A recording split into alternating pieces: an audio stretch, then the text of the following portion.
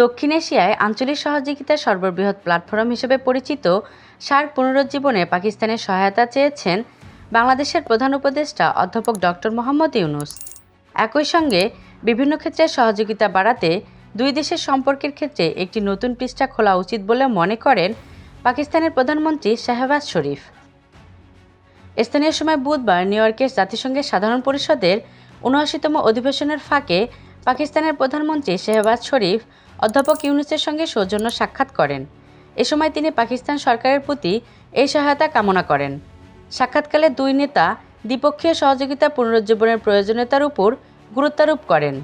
অধ্যাপক ইউনূস বলেন, আঞ্চলিক সহযোগিতা বাড়াতে সার্ক পুনরুজ্জীবন একটি ভালো উপায় হতে পারে এবং এ বিষয়ে তিনি পাকিস্তানের সমর্থন কামনা করেন।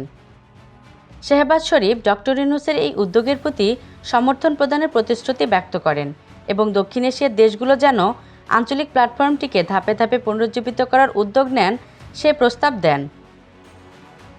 শাহবাজ শরীফ বলেন, বাংলাদেশ ও পাকিস্তানের মধ্যে বহুপক্ষীয় সহযোগিতা বাড়াতে উভয় দেশের পারস্পরিক সম্পর্কের মধ্যে একটি নতুন অধ্যায় খুলতে হবে। তিনি বলেন, আমাদের সম্পর্ক পুনরুজ্জীবন অত্যন্ত জরুরি।